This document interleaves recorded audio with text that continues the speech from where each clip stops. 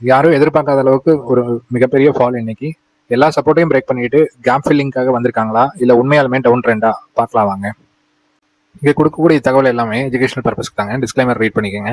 இது வந்து most probably நாளைக்கு ஒரு சின்ன மூமெண்ட் கொடுக்கறதுக்கு ட்ரை பண்ணலாங்க. நாளைக்கு வந்து ஒரு சின்ன மூமெண்ட் ஸ்டார்ட் பண்ணலாம். அது நெக்ஸ்ட் வீக்ஸ்ல அந்த மூமெண்ட் வந்து எக்ஸ்ப்ளோர் ஆகிறதுக்கு நிறைய சான்சஸ் இருக்கு. ஸோ இது டவுன் சைடு இருக்குமா அப் சைடு இருக்குமா அப்படின்னு பார்த்தீங்கன்னா 25,000 25,400 வரைக்கும் ஆல்ரெடி நம்ம சொல்லியிருக்கோம். ஒரு பெரிய வால்யூம் கலெக்ஷன் நடந்திருக்கு. ஸோ அந்த வால்யூம் கலெக்ஷன் நடந்திருந்தங்காட்டி ஒரு டவுன் சைட் போடுறது வந்து கொஞ்சம் ரிஸ்க் தாங்க. அப்படி போனாலும் 25,108 ப்ளஸ் இன்னைக்கு ஒரு மிகப்பெரிய ஃபால்.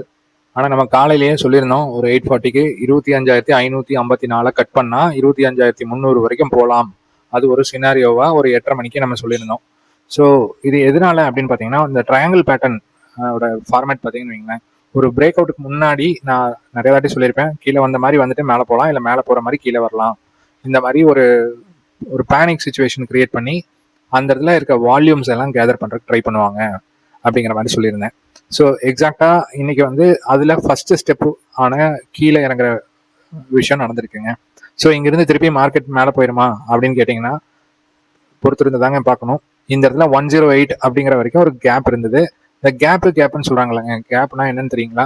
இந்த இடத்துல ஒரு மார்க்கெட்டில் ஒரு லிக்விடிட்டி இருக்குங்க. ஒரு பையிங் ஆர்டர்ஸ் இல்லை செல்லிங் ஆர்டர்ஸ் அந்த மாதிரி ஒரு லிக்விடிட்டி இருக்கும். ஸோ அந்த லிக்விடிட்டியை இங்கிருந்து கேதர் பண்ணிட்டு ஸோ அவங்களுக்கு தேவையான வால்யூம்ஸ் வந்து இந்த இடத்துல கிடைக்கும்.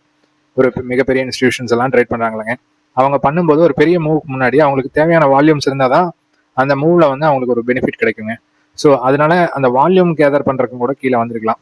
ஸோ மண்டே டியூஸ்டே வந்து ரொம்ப கிரிட்டிக்கலான டேஸுங்க. ஸோ மண்டே நம்மளுக்கு 25,108 கட் பண்ணாங்கன்னா அதுக்கப்புறம் சப்போர்ட்டு அப்படின்னு பார்த்தீங்கன்னா இந்த லெவல் வரைக்கும் வரக்கு ஈஸியாக சான்ஸ் இருக்குங்க. 932 அப்படிங்கிற லெவலுக்கு வரைக்கும் வரலாம். இல்லை நம்மளுக்கு இந்த 108ல ஒரு சப்போர்ட் எடுத்துட்டு திருப்பியும் மேலே போகிறாங்க அப்படின்னு பார்த்தீங்கன்னா ஒரு அப் ட்ரெண்ட் ஸ்டார்ட் ஆகிறதுக்கு நிறைய சான்சஸ் இருக்குது. எதனால அப்படின்னு பார்த்தீங்கன்னா தேவையான வால்யூம்ஸ் கலெக்ட் பண்ணியாச்சு. வால்யூம்ஸ் கலெக்ட் பண்ணதுக்கப்புறம் ஸோ அப் ட்ரெண்ட் போகும்போது உங்களுக்கு அதுக்கு உண்டான பெனிஃபிட்ஸ் வந்து நிறைய கிடைக்கும் அவங்களுக்கு. நம்ம டெலிகிராம் சேனலில் பார்த்தீங்கன்னா நான் மார்னிங்லேருந்து சொல்லியிருப்பேன், இன்னைக்கு பிகினர்ஸ் டே கிடையாது, எல்லாமே risky, call option side risky அப்படின்னு சொல்லியிருப்பேன். அப்புறம் பார்த்தீங்கன்னா உங்களுக்கு புட் செல்லர்ஸ் வந்து ஆப்ஷன் செயினில் இல்லை அப்படிங்கிற மாதிரி சொல்லியிருப்பேன். ஸோ ஒரு 135 அந்த மாதிரி ஒரு மூவ் கிடைக்கும், அதே மாதிரி ஒரு 215க்கு ஒரு மூவ் கிடைக்கும் அப்படிங்கிற மாதிரி சொல்லியிருந்தேன். எக்ஸாக்டாக பார்த்தீங்கன்னா அந்த 215 அப்படிங்கும்போது தான் ஒரு மிகப்பெரிய ஃபால் நடந்தது.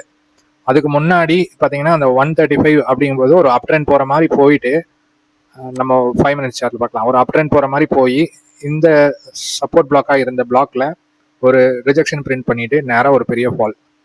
ஸோ மார்னிங்லேருந்து இந்த ஏரியாலேயே இருந்தாங்க. அதுக்கப்புறம் பார்த்தீங்கன்னா கடைசியாக ஒரு ஃபால். ஸோ நான் ஃப்ரைடே வந்து ஒரு 1:30 2 o'clock மேலே ட்ரேட் பண்ண வேண்டாம் அப்படின்னு நான் நிறையா தாட்டி சொல்லியிருப்பேன். அதுக்கு காரணம் பார்த்தீங்கன்னா இந்த மாதிரி ஒரு இஷ்யூனால தான். ஸோ இப்போ நீங்கள் கால் ஆப்ஷன் ஏதாவது வாங்கி வச்சிருந்தீங்கன்னா இப்படி ஒரு பெரிய செல் அடிச்சு விட்டாங்கன்னா ஒரு மிகப்பெரிய லாஸில் இருக்கிற மாதிரி இருக்கும். ஒரு 2 days ஒரு மன உளைச்சலாகவே இருக்கும். ஸோ ஃப்ரைடே பொறுத்தளவுக்கு நார்மலாக ஒரு 1:30 2 o'clock நம்ம இதை வந்து பொசிஷன்ஸை வந்து க்ளோஸ் பண்ணிக்கிறது ரொம்ப ரொம்ப நல்லதுங்க. ஸோ மண்டே என்ன நடக்கும், கீழே தான் போகும் அப்படின்னு சொல்லிட்டு புட் எடுத்து வச்சிருந்தீங்கன்னா மண்டே கேப் அப் கூட ஓப்பன் பண்ணுவாங்க. ஸோ அதனால வந்து பொசிஷன்ஸை ஹோல்டு பண்ணுறதை முடிஞ்ச அளவுக்கு அவாய்ட் பண்ணிடுங்க.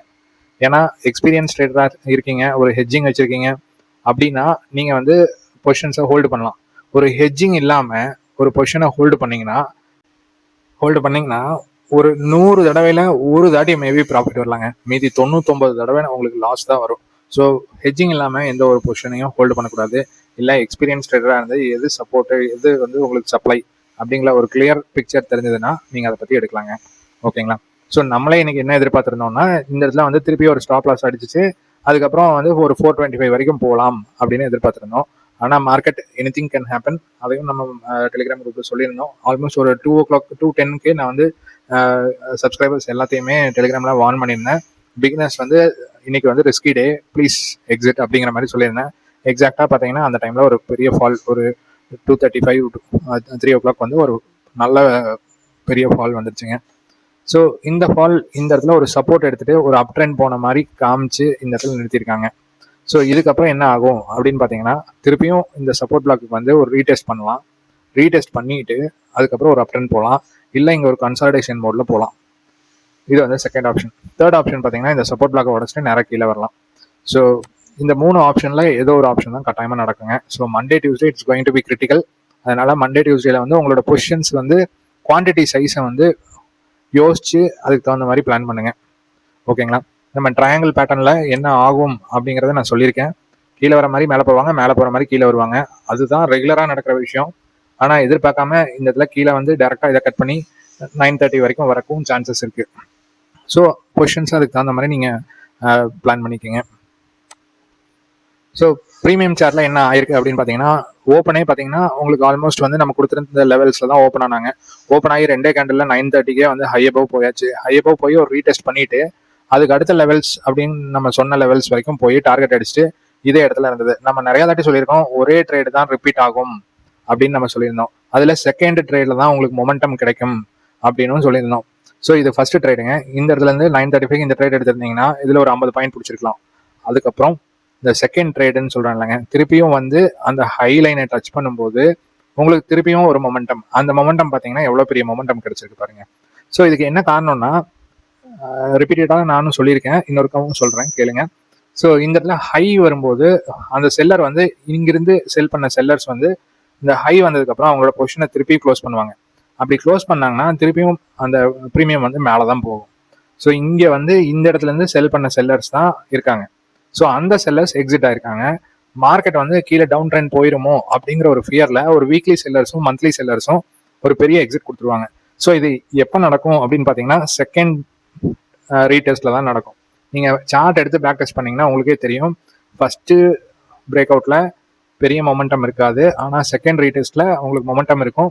அதுக்கு காரணம் பார்த்தீங்கன்னா இதுல எக்ஸிட் ஆகுறதுல ஒரு பார்ட் ஆஃப் பீப்புள் வந்து பார்த்தீங்கன்னா வீக்லி செல்லர்ஸும் மந்த்லி செல்லர்ஸும். ஸோ அதனால இந்த இடத்துல ஒரு பெரிய மொமெண்டம் கொடுக்குறதுக்கு சான்சஸ் இருக்குங்க. ஸோ கால் சைடு நம்ம ஒன்றும் சொல்றதுக்கே இல்லை. ஃபர்ஸ்ட் கேண்டிலே வந்து எஸ்டர்டே லோவை கட் பண்ணி கீழே வந்தாச்சு. லோவை கட் பண்ணாலே அந்த இடத்துல நம்மளுக்கு ட்ரேட் கிடையாது. ஸோ இந்த ரூல்ஸ் நம்ம ஃபாலோ பண்ணியிருந்தோம்னா போதும். ஸோ நீங்கள் யோசிச்சு பாருங்க, நம்ம ரூல்ஸ் என்ன சொல்கிறோம், அந்த ரூல்ஸை ஃபாலோ பண்ணியிருந்தா டெய்லி எவ்வளோ கிளியராக ட்ரேட் கிடைக்குது.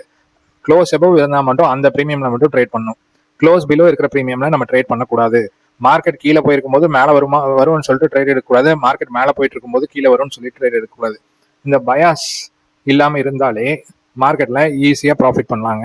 ஸோ இதை வந்து சப்போஸ் இன்னைக்கு வந்து நீங்கள் கால் சைடில் ட்ரேட் எடுத்து லாஸ் ஆயிருந்ததுன்னா இந்த பயாஸை வந்து இப்போ இருந்து சேஞ்ச் பண்ணுறதுக்கு ட்ரை பண்ணுங்க. ஸோ செல்லர்ஸோட மைண்ட் செட் என்ன அப்படிங்கிறத அண்டர்ஸ்டாண்ட் பண்ணிக்கோங்க. ஹை அபவ் போயிட்டாங்கன்னா அவங்க ஒரு ஃபியர்ல மார்க்கெட்ல இருந்து எக்ஸிட் ஆகுறாங்க அப்படின்னு அர்த்தம். ஸோ புதுசாக வர செல்லர்ஸ் திருப்பியும் எக்ஸிட் தான் ஆவாங்க. அது வந்து ரெகுலராக பேக் டெஸ்ட் பண்ணீங்கன்னா நடக்கக்கூடிய விஷயம். இதை பார்த்தீங்கன்னா உங்களுக்கே புரியும். 25,200 கால் அண்ட் புட் எடுத்துருக்கோங்க மண்டேக்கு வேண்டி. ஸோ மண்டேக்கு வேண்டி 25 கால் அண்ட் புட்டில் பார்த்தீங்கன்னா இதை டே சார்ட்டில் வச்சிருக்கேன். நார்மலாக உங்களுக்கு 5 minutes சார்ட்டில் தான் காமிப்பேன். ஸோ டே சார்ட்டில் பார்த்தீங்கன்னா செல்லர்ஸ் வந்து அவங்களோட பொசிஷன், கால் செல்லர்ஸ் வந்து ரொம்ப ஹெவியாக அவங்களோட பழைய பொசிஷன்ஸ்லேருந்தெல்லாம் வந்து கீழே வந்து செல் பண்ணியிருக்காங்க.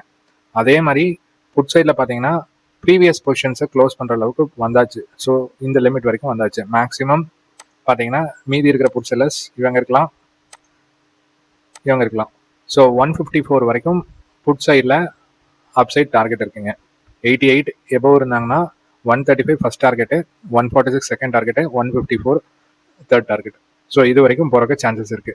கால் சைடில் 92 கட் பண்ணாமல் இருக்கிற வரைக்கும் கால் சைடில் உங்களுக்கு ஒரு புல் பேக், ஒரு ரிகவரி புல் பேக் கிடைக்கிறதுக்கு நிறைய சான்சஸ் இருக்கு. ஸோ அந்த ரிகவரி புல் பேக் நார்மலாக எவ்வளோ கிடைக்கும், ஒரு பேஸ்ட் ஆன் ஹைராக்கியில் நான் சொல்கிறேன்.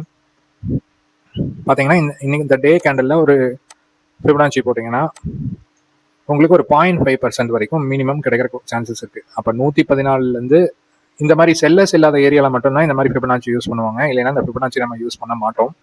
ஸோ இந்த இடத்துல ஒரு புல் பேக் கிடைச்சதுன்னா ஃபர்ஸ்ட் டார்கெட் 185, அதுக்கு அடுத்த டார்கெட் வந்து 234, அதுக்கப்புறம் 278. இது வரைக்கும் போகிறக்கு சான்சஸ் இருக்குங்க. இதை ஒரு ஸ்னாப்ஷாட் எடுத்து வச்சுக்கோங்க, யூஸ் ஆகும்.